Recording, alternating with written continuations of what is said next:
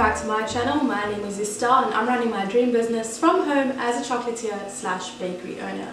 Today I thought I would give the vlogs a little bit of a break and do a tutorial video with you. I'm going to be showing you how I stack and ice my chocolate ganache cake. So without further ado, let's get into the video. So the first thing that we're going to be doing is cutting up our cake layers.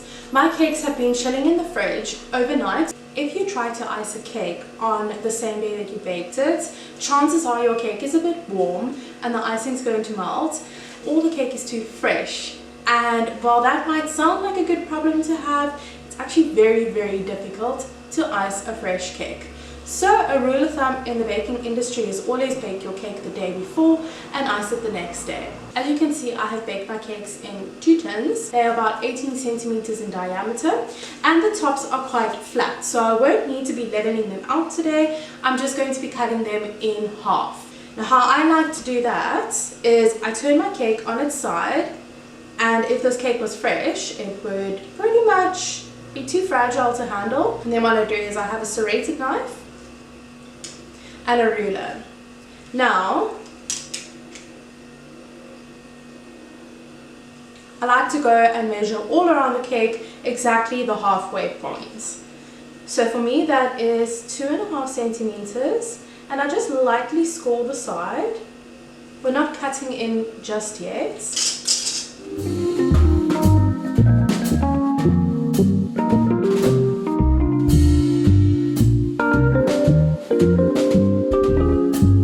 Once you've made your 2.5 centimeter scores, you're going to connect the dots.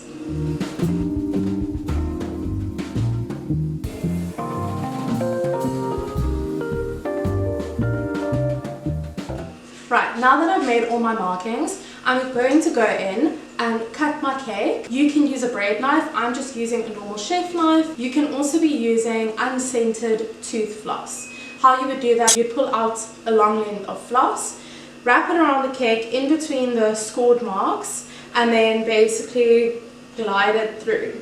But I'm not going to be doing that today because I don't have any on hand, so I'm just going to use a knife. So I'm gently going to lift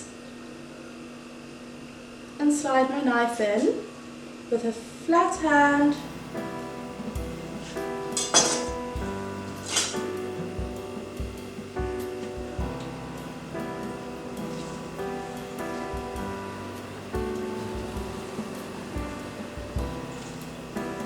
I don't want to apply too much pressure. I'm pulling my knife through. And then as you can see, I've got my 2 halves.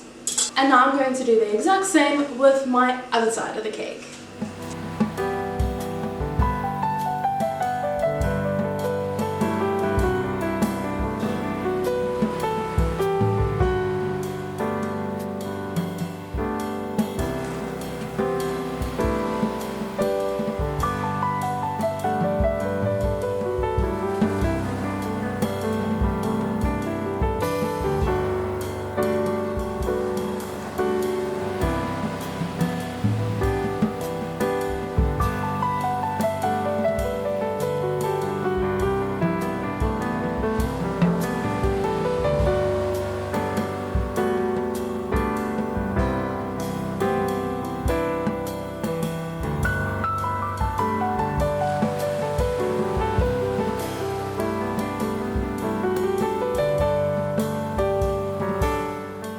Right, now that you have cut your layers, we are going to start stacking the cake. I've got quite a big bowl of chocolate ganache here because I have a few cakes that I need to ice. And this is very easy to make. I make 1 quantity of ganache per cake, so that is 200 grams of dark chocolate, and I melt it with 125 mils of cream or half a cup of cream in the microwave, and you come out with a thick ganache.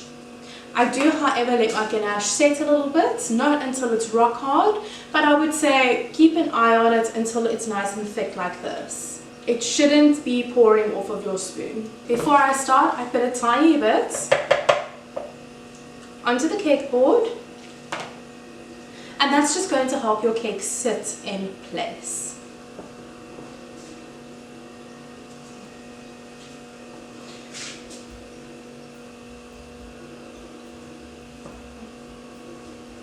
The reason why I like using chocolate ganache for the stacking process is because when ganache sets, it really sets nice and firm so that your cake doesn't slip and slide everywhere. Not only that, but it really gives your cake a really rich and elevated flavor profile for the filling. So we're going to add about 2 tablespoons of ganache per layer. I'm going to be using a slanted palette knife, a small slanted palette knife.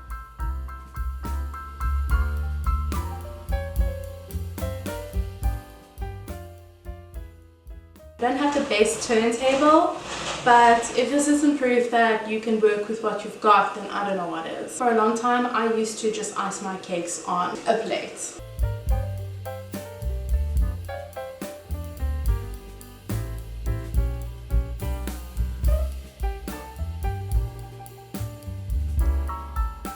That's one half of the cake. The other half, you are going to take the top of your second cake and you're going to put that face down so that the 2 tops are wedged together. And then don't worry too much about the gap that you're seeing here. We're going to be filling that in.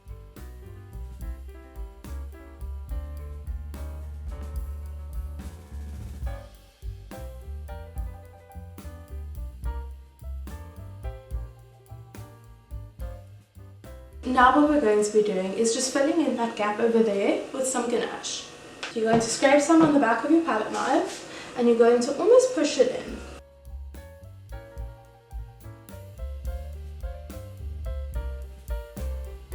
Why you don't want your ganache to be too runny, because if it's runny, it's just going to seep right out the sides.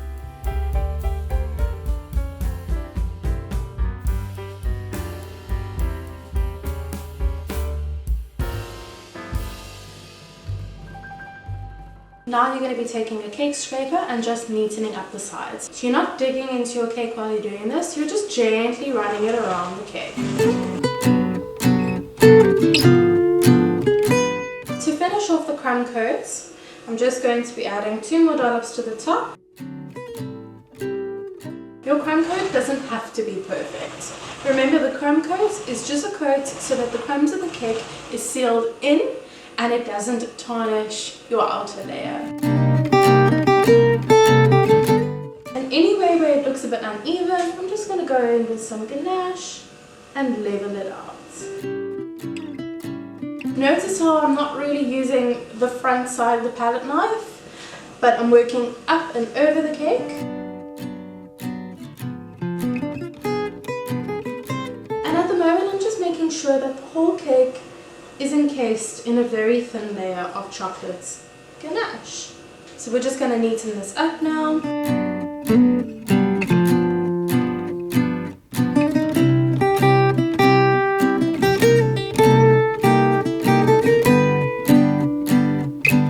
When you are neatening up the top of your cake, always make sure that after scraping, clean off your knife.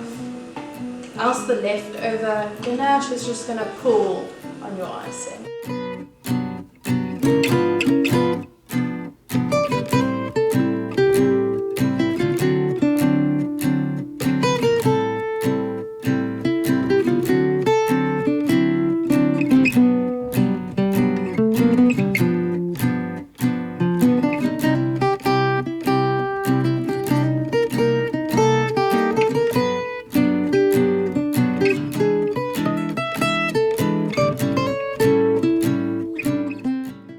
For the top of the cake, we are using the same piping technique.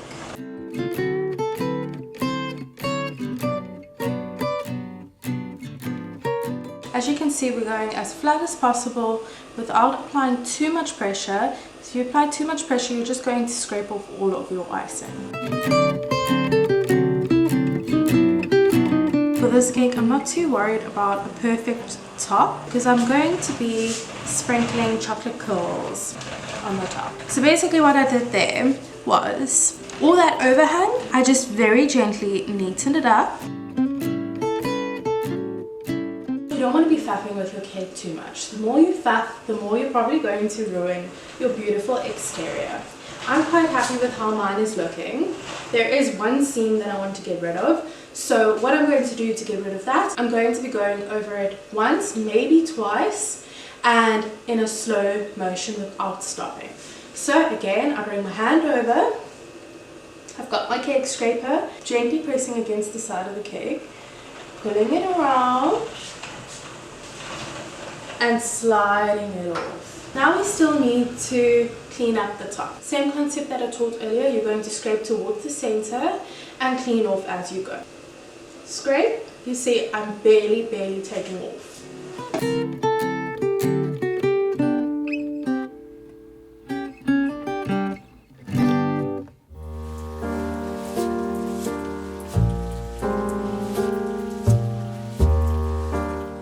And again, you don't want to faff around too much, because the more you faff, the more chances are you're going to destroy what you've already been working on. Now, like I said, I'm not going to be worrying about a perfectly flush top for this cake because I've already made some chocolate curls to sprinkle over the top. That's going to hide what the icing looks like on the top anyways. If you were going to be serving a cake exactly like this, and you would be seeing the top of the cake, what I recommend is heating up a palette knife in hot water, cleaning that off with a dry cloth and smoothing out the top. I have got some chocolate curls which I do have a tutorial for on my channel already, so please go and have a look at that if you are looking how to make curls at home for your cakes. You don't necessarily want it to look very placed, but you also don't want to throw them on and then they get stuck to the sides. So I'm just covering all the spots where the icing looks a bit dicey, and then I can fill in the gaps thereafter.